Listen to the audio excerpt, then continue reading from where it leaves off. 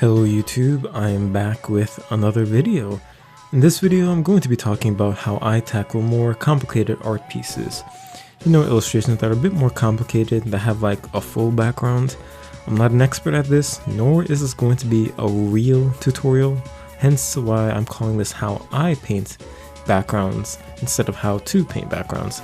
I can only give you tips that have worked for me that may help you in painting illustrations with these complicated backgrounds. On screen is the reference image that I used, and unlike the painting I did in this video, in which I used the reference image to make somewhat of my own piece, I'm going to be painting more or less what I see from this reference image. With that being said, let's get in it. Starting off, I'm just going to be blocking in some lines just to get a quick undersketch of the environment. I don't want to get too detailed in this part since I do plan to paint over it later, and after I'm satisfied with the initial sketch, I block out the shapes of the major objects in the scene. And this part in particular I believe is very important. When doing paintings like this, I usually want to make sure that every part of the canvas is covered with some sort of color. For me, I usually want to get away from the white canvas as soon as possible. And having some sort of splashes of hue and value helps separate things in the foreground, midground, and background, as well as help me in the direction of the color palette and the feeling I want the scene to have. If you compare it with the reference image, you'll notice that the color scheme is slightly different. It's not really one-to-one. I want the scene to feel like it's being taken place later in the day, hence the warmer colors, which will help represent the sunset vibe I'm trying to convey. Also, I always draw a silhouette for the figure on another layer as a sort of placeholder, since it's usually the environment that affects the figure. From here, I start adding more details to the buildings, just by adding some brushstrokes and some nice textures. Then I move on to the cars in the midground, and for every piece that I do, I try not to stay in one area for too long, because if I fully focus and render one part, it will create a sort of imbalance. It's sort of the reason why you don't render one eye fully, then move on to the next. Then my eyes will probably be looking very off. I give the whole piece my entire attention, and slowly and surely the details will add up.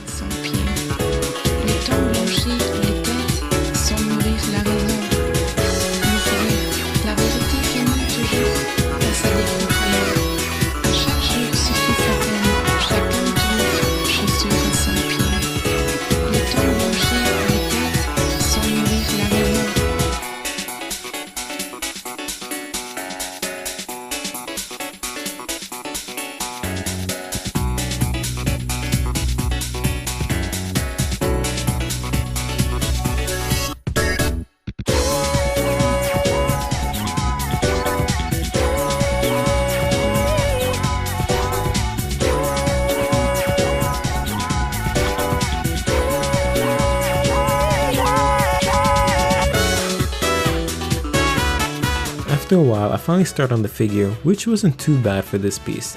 Make sure that her clothes were desaturated since she's facing away from the light source, and since it's on a separate layer, I could do all sorts of adjustments without ruining the work I did under it.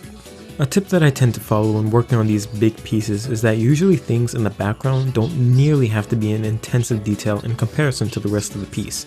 I mentioned in a video a while back talking about my tips for rendering digital art that the slight implication is usually better than overbearing detail, and I feel that it's especially so for things in the background. Trust me when I say that that car in the background does not need to have all the details rendered out in comparison to literally everything in front of it. More times than not, the viewer is probably not going to even notice it. Know what to leave in and know what to leave out.